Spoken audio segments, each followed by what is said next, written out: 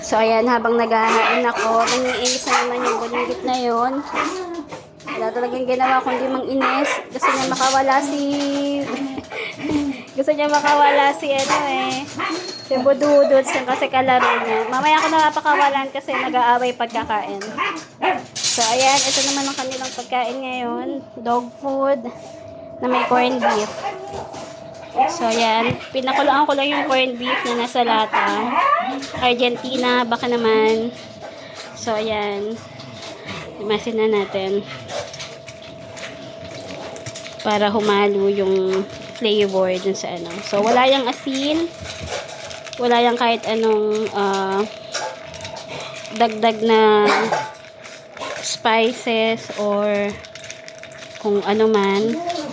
Basta kung ano yung nasa lata, yun lang. Tapos nilagyan ko din ng itlog. So, ayan. Pagkalamas ko nito, kakain na sila.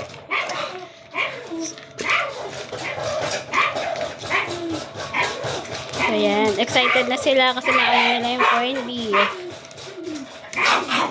Yan din ang ulam ko. Pero yung sa akin, may sibuyas. May, ayan. May sibuyas. Kasi bawal sa kanila sibuyas May sibuyas, may itlog, may bawang. So, sa kanila yung plain lang. So, hindi ko sila pinapakain ng tira-tira. Hanggat may pera. Charing. Hindi. Bukod talaga yung budget nila para sa pagkain. So, ayan. Narinig niya. Excited na sila kumain. Pakakainin ko muna. So, ayan. Kumakain na sila. Mauubos na nila agad. Si Laila panghuli ko para hindi sila mag-away ni Bruno. So, ito pa yung pagkain niya. Kasi nag-away sila pagsabay. So, ayan. Peace out. Hinihingal ako. Binuhat ko kasi sa Yafa. Grabe yung bigat. So, ayan. Kain na sila.